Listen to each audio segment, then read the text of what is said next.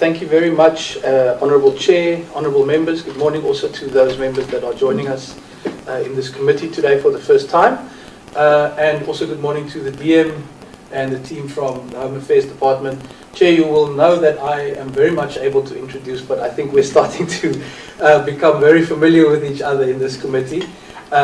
So I think what I would like to just very briefly touch on before I hand over to the team is maybe just a high-level view on both of these items, if I may.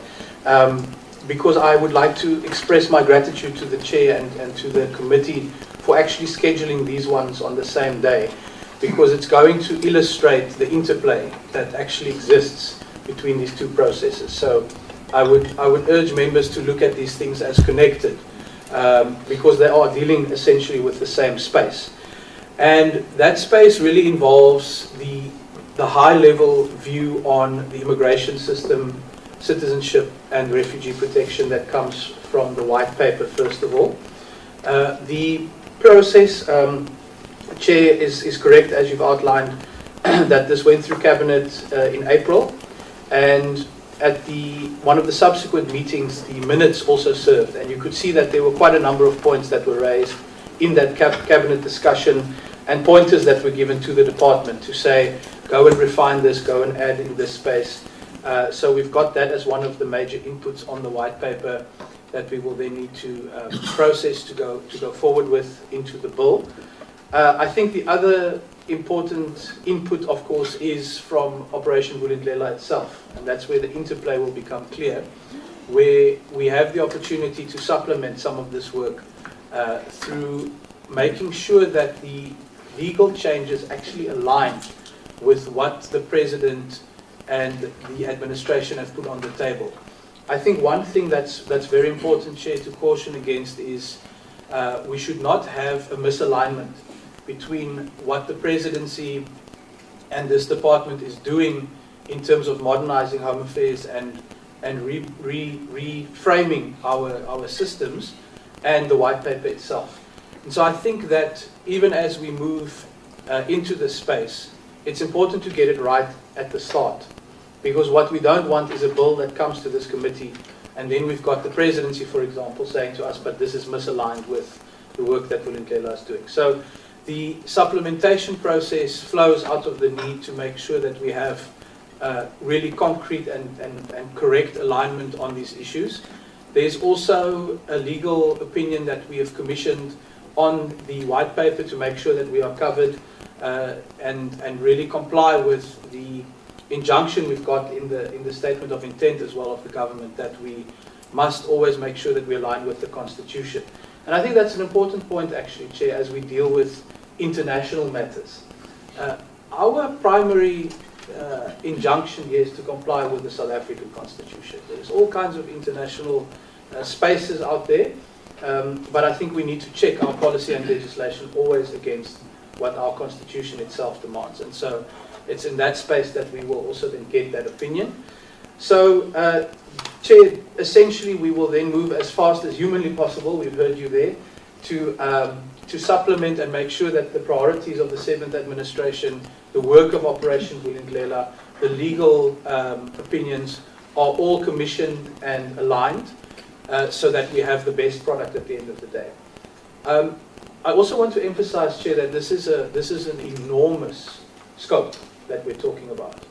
I would liken it to major reforms in health, for example, or education. It's actually at the same scale. And so it is absolutely critical that we get it right, that we don't have a process that gets thrown out in court, because that will actually be the worst outcome we can imagine, because then we'll be worse off than we are today. So we need to make sure that, given the scale of this is not like the marriage bill, with all due respect. This is not like the immigration amendment bill that we're dealing with. This is a complete systems relook. And so we have to pay close attention to detail and make sure we get it completely aligned. Then, Chair, I think the other point worth making is on Operation Vulindlela itself. And you will see from the presentation that there are elements in that work that will require regulatory change, first of all, but then also feed into legal changes and legislation. I must say, Chair, I'm very excited about the opportunities we've got through the work that we're doing with Operation Vulindlela.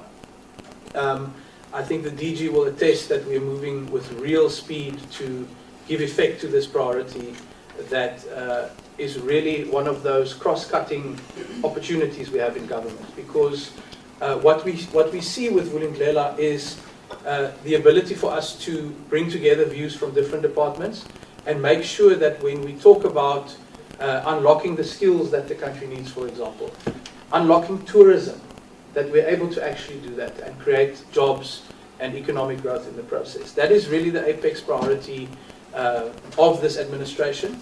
And so we believe we've got a very strong contribution to make in this space. Just to give you a sense, Chair, the trusted tour operator scheme that that the department will elaborate on, it's got the potential to unlock the Chinese market, for example, as well as the Indian market. A country like Australia is getting about 1.4 million Chinese tourists a year. We're getting about 93,000. Now, there is no reason why anyone would go to Australia if they could come to South Africa.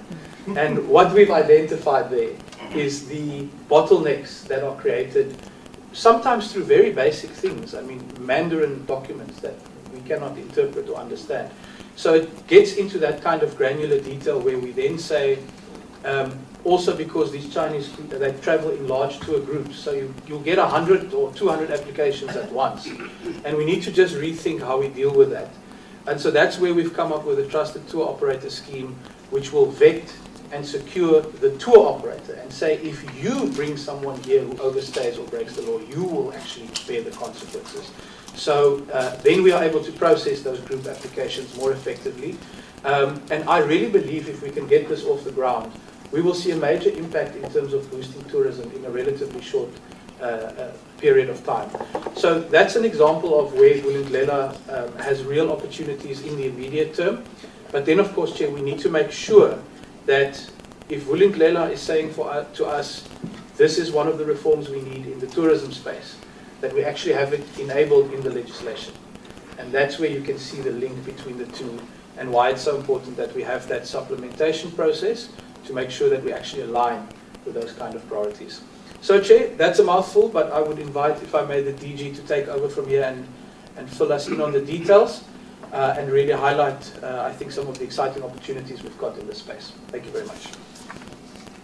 Thank you. There's one matter, Mr. Matuns. I think there are some members who are requesting a link for this meeting.